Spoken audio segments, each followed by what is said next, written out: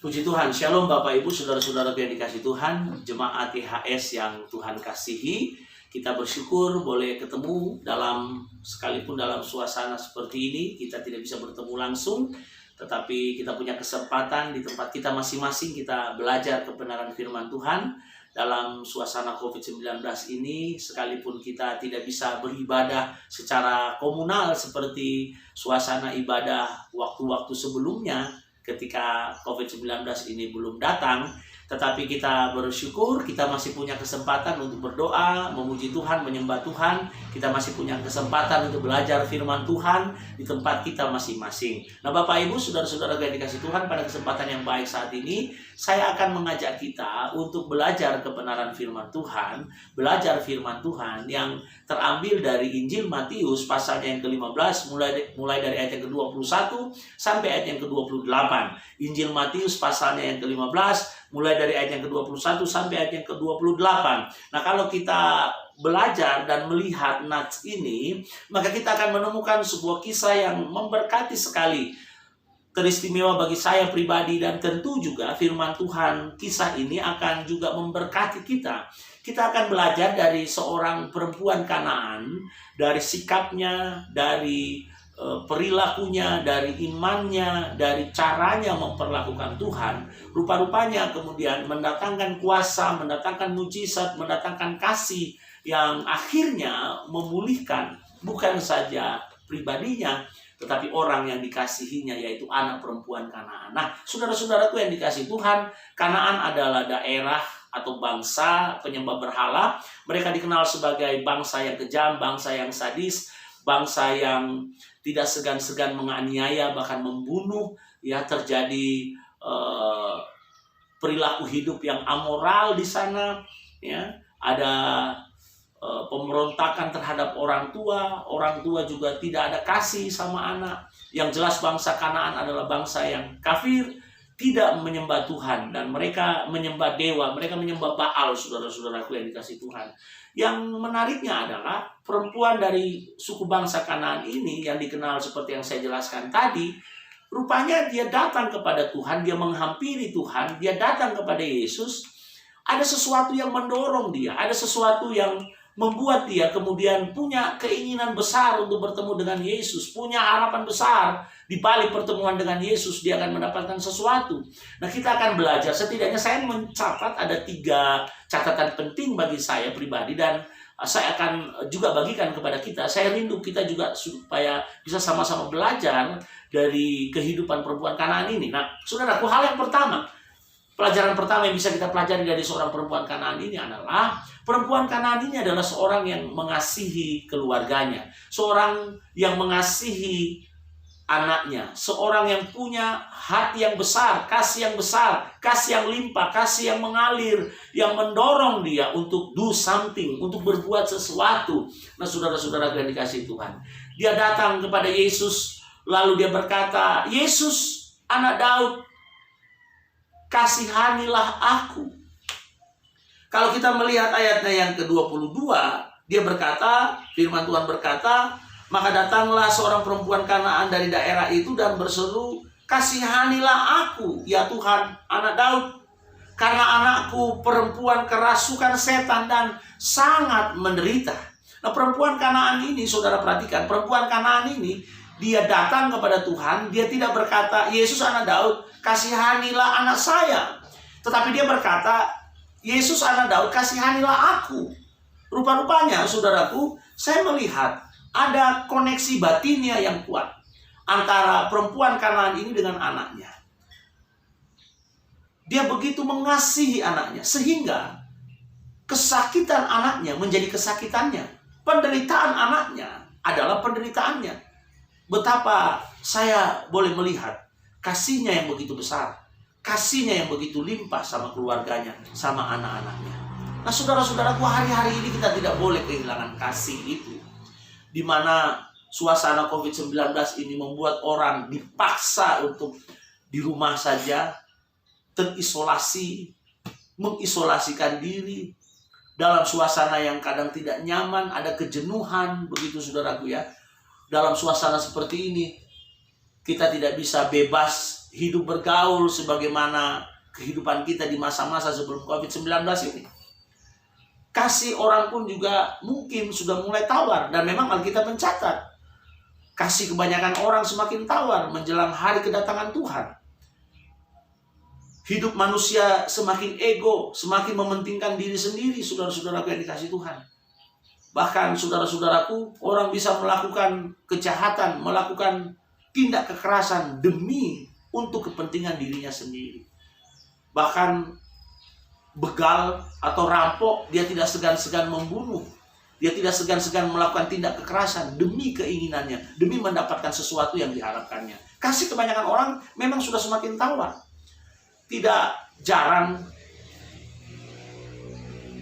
orang tua menganiaya anak untuk perkara-perkara yang kecil. Ada juga kejadian peristiwa di mana seorang anak bisa membunuh orang tuanya hanya karena masalah yang sepele, persoalan yang kecil. Kasih sudah semakin tawar. Nah, tetapi saudara-saudaraku, kita belajar dari perempuan Kanaan ini. Dia punya kasih yang begitu besar. Dia terkoneksi dengan keluarganya. Seberapa kita yang terkoneksi dengan keluarga kita hari ini? Apakah kasih kita kepada istri tetap terkoneksi? Istri terhadap suaminya tetap terkoneksi? Apakah kasih antara orang tua sama anaknya tetap terkoneksi? Apakah kasih atau rasa hormat anak kepada orang tua tetap terkoneksi? Kasih sesama saudara bagaimana? Nah, ini patut kita renungkan. Maka saudara-saudaraku, kasih itu mesti harus hidup. Kasih itu mesti terkoneksi. Kasih itu menggerakkan sebuah perbuatan baik. Maka kita tidak boleh punya kasih yang jadi tawar, saudaraku. Nah, itu pelajaran yang pertama. Perempuan Kanaan ini dia punya kasih yang besar. Dia punya perhatian yang dalam terhadap orang-orang yang ada di tengah-tengah keluarganya, teristimewa anaknya. Nah, saudaraku, pelajaran yang kedua dari perempuan Kanaan ini, saudaraku yang dikasihi Tuhan, perempuan Kanaan ini adalah perempuan yang menyembah Tuhan. Seorang Kanaan yang mempermuliakan Tuhan. Sekalipun murid-muridnya pada saat itu merasa terganggu, merasa terusik. Karena perempuan Kanaan ini terus berteriak-teriak, Yesus anak Daud, kasihanilah aku, Yesus anak Daud, kasihanilah aku. Maka murid-murid Yesus selalu berkata kepada Yesus, Yesus, suruhlah perempuan Kanaan ini pergi. Terus dia berteriak-teriak, mengganggu. Bahkan Yesus sendiri mengeluarkan pernyataan, aku ini diutus buat domba-dombaku. Aku diutus buat orang Israel. Karena memang saudara-saudara yang dikasihi Tuhan, pada saat itu bangsa Kanaan tidak masuk hitungan, dianggap sebagai bangsa yang kafir, bangsa penyembah berhala. Sementara bangsa Israel, mereka bisa berbangga, merasa percaya diri. Kenapa? Karena mereka sebagai bangsa yang merasa punya keistimewaan, sebagai bangsa umat pilihan Tuhan. Privilege, mereka memiliki privilege, hak keistimewaan sebagai bangsa yang dikasihi Tuhan, sebagai bangsa yang dilindungi Tuhan, sebagai bangsa kepunyaan Tuhan sendiri. Nah, apakah kemudian pernyataan Yesus dan desakan murid-murid Yesus ini membuat perempuan Kanaan ini undur? Oh, rupa-rupanya tidak. Semakin dia didesak, walaupun dia mendapatkan pernyataan itu dari Yesus, dia tetap datang kepada Tuhan. Dia tetap datang menyembah Tuhan. Ayatnya yang ke-25 dikatakan, tetapi perempuan itu mendekat dan menyembah dia sambil berkata, Tuhan tolonglah aku.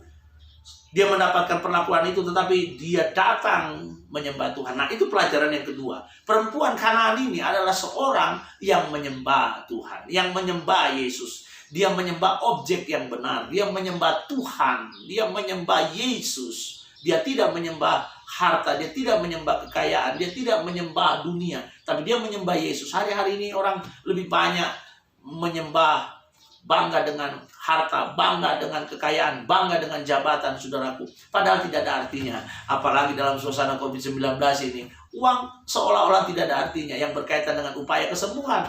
Pangkat pun juga tidak ada terlalu mempengaruhi, tidak terlalu signifikan, tidak terlalu nampak, saudaraku. Kenapa? Orang kalau terpapar COVID-19 maksimal 4 jam, dia harus turun ke bumi. Dia harus dikebumikan segera. Walaupun dia orang kaya, walaupun dia orang hebat, walaupun dia orang berpangkat, walaupun dia orang penting. Tidak ada artinya, saudaraku. Nah, perempuan Kanaan ini dia menyembah Tuhan. Dia menyembah Tuhan.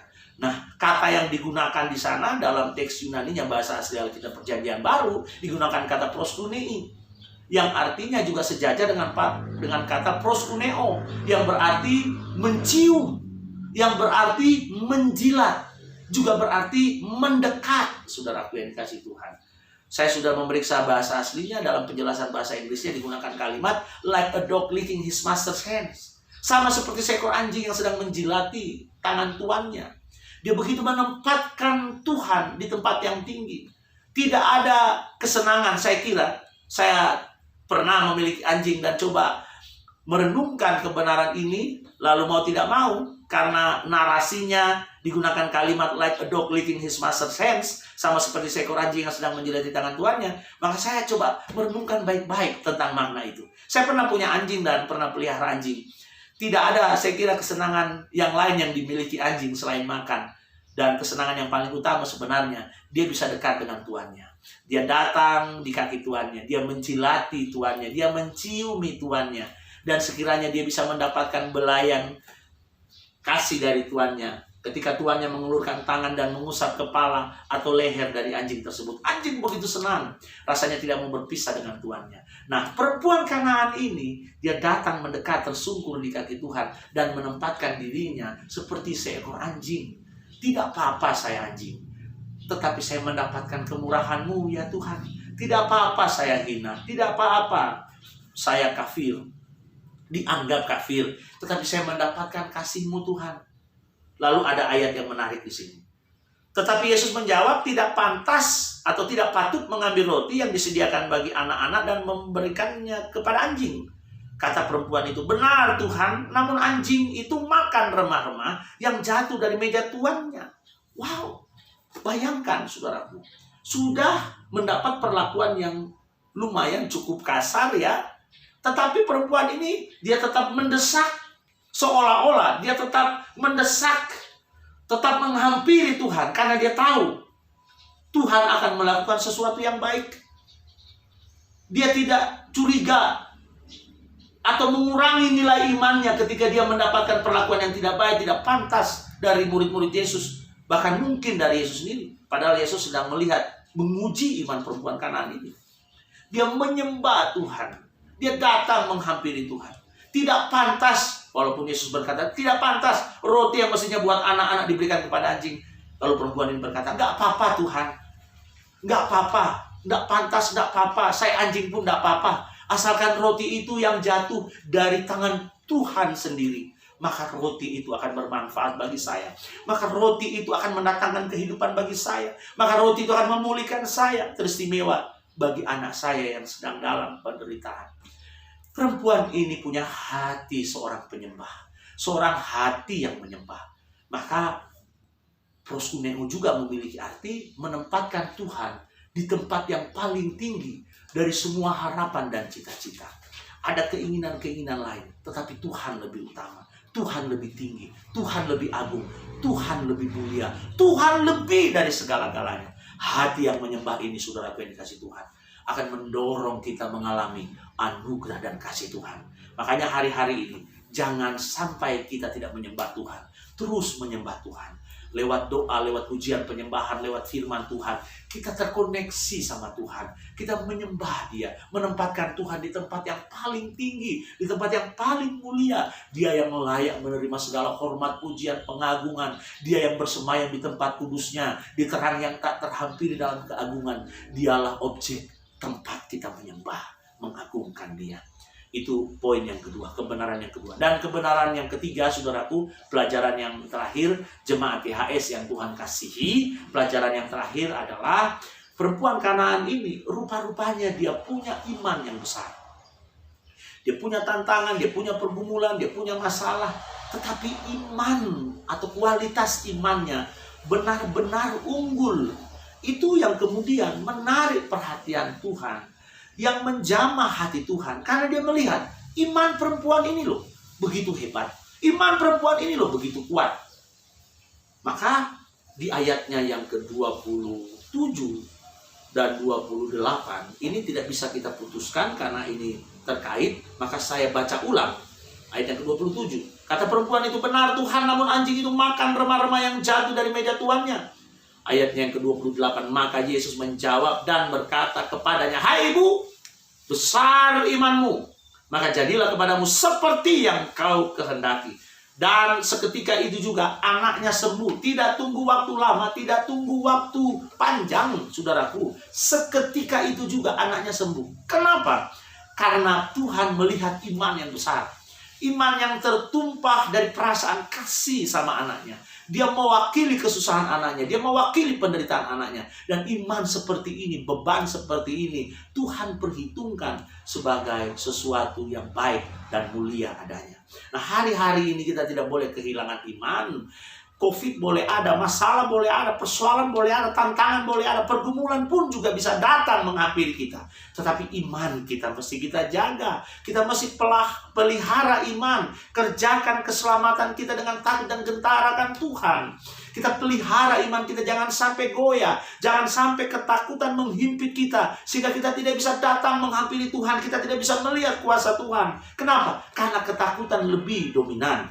Maka hari-hari ini saudara gue dikasih Tuhan, gereja tidak boleh takut berlebihan. Gereja nggak boleh khawatir berlebihan. Orang yang takut tidak ada di surga. Orang yang khawatir berlebihan tidak ada di surga. Kenapa? Karena kalau kita takut, kita khawatir, itu menunjukkan bahwa kita tidak sedang mempercayai Tuhan di atas segala kuasa, di atas segala kekuatan yang ada di seluruh kolong langit, bahkan di seluruh jagat raya alam semesta. Tuhan kuasanya lebih besar dari semua kuasa. Maka saudara yang dikasih Tuhan, pelihara iman kita, jaga iman kita, dan terus ditumbuh-tumbuhkan iman kita. Tumbuh-tumbuhkan terus iman kita. Tentu kita tahu bahwa iman itu adalah dasar dari segala sesuatu yang kita harapkan. Bukti dari segala sesuatu yang belum nampak, belum kita lihat, belum jelas. Tetapi saya percaya terjadi. Maka jemaat IHS yang Tuhan kasih, poin yang pertama yang bisa kita pelajari adalah, saudaraku, dari perempuan Kanaan ini. Perempuan Kanaan ini dia punya kasih yang besar. Kasih kepada keluarganya, kasih kepada anaknya, dan juga tentu kasih kepada semua. Dan rupanya kan itu pengajaran Yesus. Bagaimana kita mesti aktualisasi kasih itu. Yang kedua, saudara yang dikasih Tuhan, menyembah Tuhan. Kenapa menyembah menjadi penting? Karena menyembah menunjukkan bahwa kita adalah orang yang percaya kepada Tuhan, Sang Pemelihara hidup, yang memiliki kuasa, yang melampaui segala kuasa yang ada. Tuhanlah segala-galanya. Maka arahkan hidup kita sebagai penyembahan kepada Tuhan. Yang ketiga, yang terakhir saudaraku, kasih itu kemudian melahirkan iman. Saudaraku, penyembahan itu kemudian melahirkan iman, dan kualitas iman yang murni akan mendatangkan mujizat. Pada saat itu juga, pada seketika itu juga anak sembuh. Pada saat hari ini juga, kalau saudara mendengarkan kebenaran firman Tuhan ini, maka saudara akan mengalami mujizat kesembuhan. Kesembuhan apa itu? Yang pertama, kesembuhan secara rohani. Itu menjadi penting. Kita tidak sakit secara jiwa, tidak sakit secara roh, tapi kita sembuh oleh firman, oleh doa, oleh pujian penyembahan. Lalu sembuh dari sakit apa lagi? Yang kedua, sembuh jasmani kita. Kalau roh kita sembuh, jasmani pun juga kita akan sehat. Saudara-saudaraku, jemaat yang Tuhan kasihi, jemaat IHS yang senantiasa dipelihara Tuhan, mari kita terus menjadi orang-orang yang beriman. Kiranya saudaraku, kebenaran firman Tuhan memberkati kita semua. Salam buat Bapak Gembala Pastor Yusak Hadisiswantoro dan Ibu serta keluarga. Salam dari kami, dan juga Pak Harlim. Salam juga buat Ibu dan keluarga. Dan tentu saudara saya Pastor Moses di Palopo. Kiranya kita dalam waktu dekat kita bisa bertemu, dan kiranya persahabatan ini terus terjalin. Salam buat jemaat IHS dimanapun berada. Tuhan memelihara kita semua. Shalom.